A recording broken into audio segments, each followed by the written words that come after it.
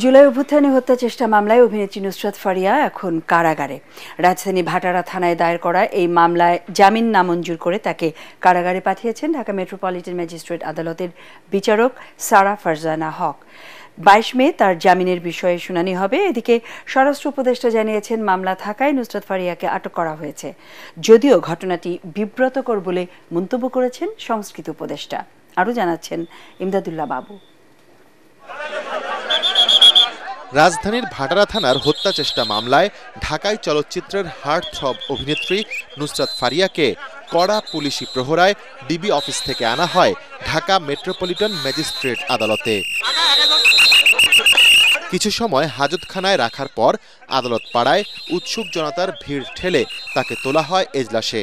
এ সময় রাষ্ট্রপক্ষের আইনজীবী নুসরাত ফারিয়াকে ফ্যাসিস্টদের দোসর আখ্যা দিয়ে শুনানি শুরু করেন। তদন্ত কর্মকর্তার চাহিদার প্রেক্ষিতে তাকে কারাগারে আটকে রাখার আবেদন করেন তিনি।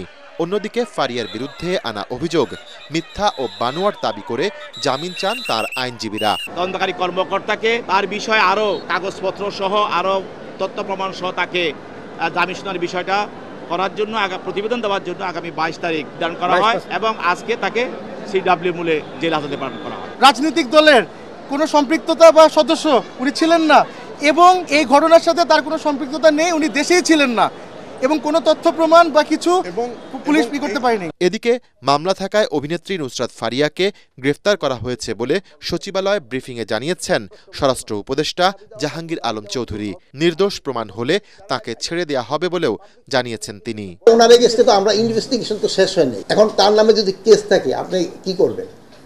আপনি তো আবার যদি ছেড়ে দিলে আবার আপনি কিন্তু বলবেন স্যার আপনি ছেড়ে দিয়েছেন। অপরদিকে নিজের ফেসবুক পেজে দেয়া এক পোস্টে এই ঘটনায় বিরক্তি প্রকাশ করেছেন সংস্কৃতি বিষয়ক উপদেষ্টা মোস্তফা সরোয়ার ফারুকী। এতে তিনি বিব্রত বলেও উল্লেখ করেন।